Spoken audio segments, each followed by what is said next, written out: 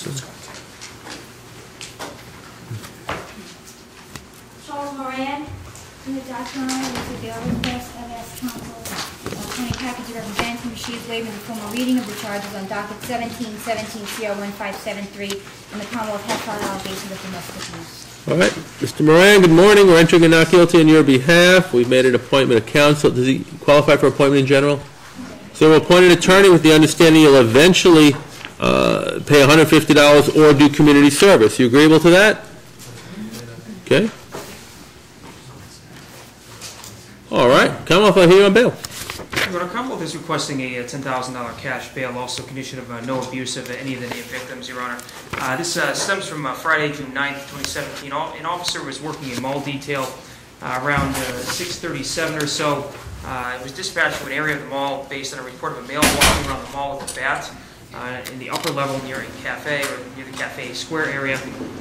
He located the male party. It was this defendant. Initially, the defendant was compliant, indicating he was looking for his girlfriend, was walking around looking for her. Defendant was allowed to leave, continue looking. Officer followed him for a period of time, eventually losing sight. He regained the officer's attention shortly thereafter. He heard yelling, arguing with the female party. Shortly after losing sight of the defendant, he went towards that area. There was the defendant was now seen yelling at a female party, as well as she had a young toddler with her as well. The officer advised the defendant to calm down multiple times. The defendant continued to yell at the female party. At one point, the officer got between them, telling them they needed to leave immediately. He also additionally told the defendant to hand over the bat. The defendant refused, continuing to walk out of the mall. Instead, at one point attempted to place the defendant in custody based on a large crowd that was now gathering and based on the scene that the defendant was causing. However, the defendant continued to be evasive, not letting the officer take the bat and then saying, "I'm effing leaving." He then began walking out of the mall. Based on the structure of the mall, or for whatever reason, Your Honor, the officer's calls to dispatch for backup did not go through. And actually, he hit the emergency button on his radio, but he went through incorrectly. HPD was not sure which officer had pressed the button. They continued out of the mall in towards the parking lot. As he was doing that, was trying to speak with the female party. Again, the toddler was just with them as well. They placed the toddler in the car. He began speaking with the female party. Said she did not want to go with him. Defendant then leaned over from inside through the passenger seat, grabbed her by the arm, forcibly pulled her into the vehicle. The defendant then placed the vehicle in reverse with the passenger door still open. The officer was struck by the door while it was wide open, knocking him to the ground, causing him to strike his head on the pavement, lose consciousness. Has a limited recollection of a few moments, regains consciousness as the vehicle is about 500 feet away, driving away. At that point, feeling pain in his wrist, right ankle area. He, at that point, is able to radio for additional assistance. There was a passerby who was reciting a license plate, what appeared to be a license plate number, over and over again. He gave that plate number out over the radio. Was having a great difficulty walking at that point in time, did not know if he had been run over or not. He was subsequently transported to the hospital for injuries to his wrist, right ankle, and both in his right hand as well. Other officers did arrive eventually, Your Honor. They were driving down the road, saw a line of cars, and followed by a mall security car with its lights on. Realizing they had driven past it, pulled a U-turn. At that point, noticed a vehicle entering the Shell gas station at a high rate of speed. That's about a block away from the mall. There were numerous vehicles in there. The officer tried to proceed down, cut through the parking lot. The vehicle then turned right onto the ramp to 91, Mass Pike 91 area. They turned on his lights in the vicinity of Route 5 on the ramp, closing the gap. Was able to eventually catch up with the vehicle before the vehicle finally pulled over.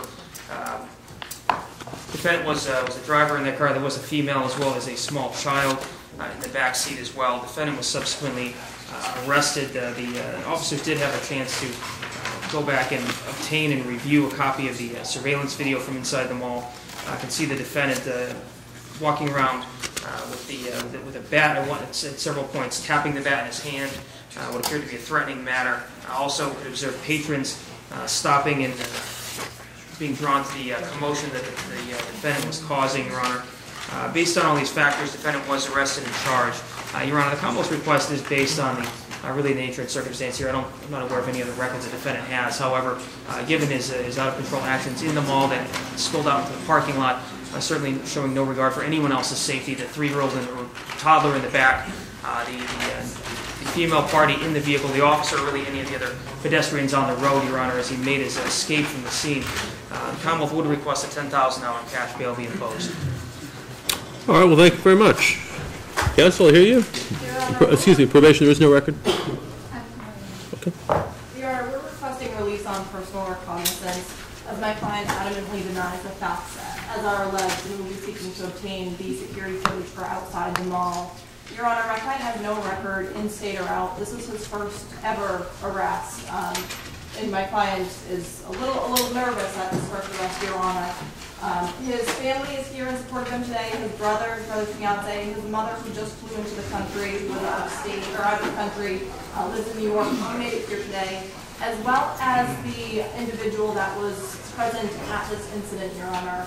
And I actually just obtained new written information regarding this incident, as the facts are not as they are alleged in the police report, Your Honor, from that other witness. My client does work 3 jobs. He is an electrician apprentice. He also works at a car wash and a cleaning company. And that cleaning company, he does have to be at work at 5 p.m. today, Your Honor. He lives on his own, supported by these 3 jobs. He has a child, and he pays child support obligations, Your Honor. He has ties to the area as his brother lives in Westfield.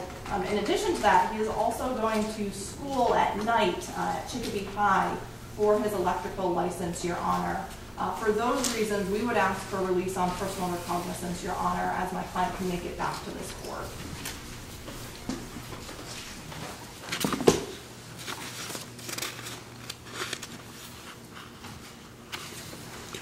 Well, the facts are disturbing, and if he's convicted, he's certainly going to jail. On the other hand, he seems to have more than adequate ties to the community, and he is presumed innocent. So I'm not going to hold him on bail. He will be released on his recognizance. Mr.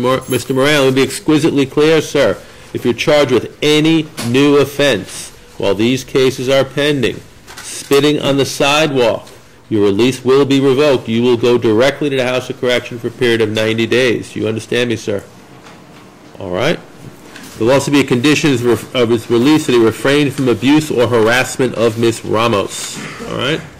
So, you refrain from the abuse or harassment of her. If you violate that, if you're charged with any new offense, you're subject to having your release revoked. Counsel, what date do you want?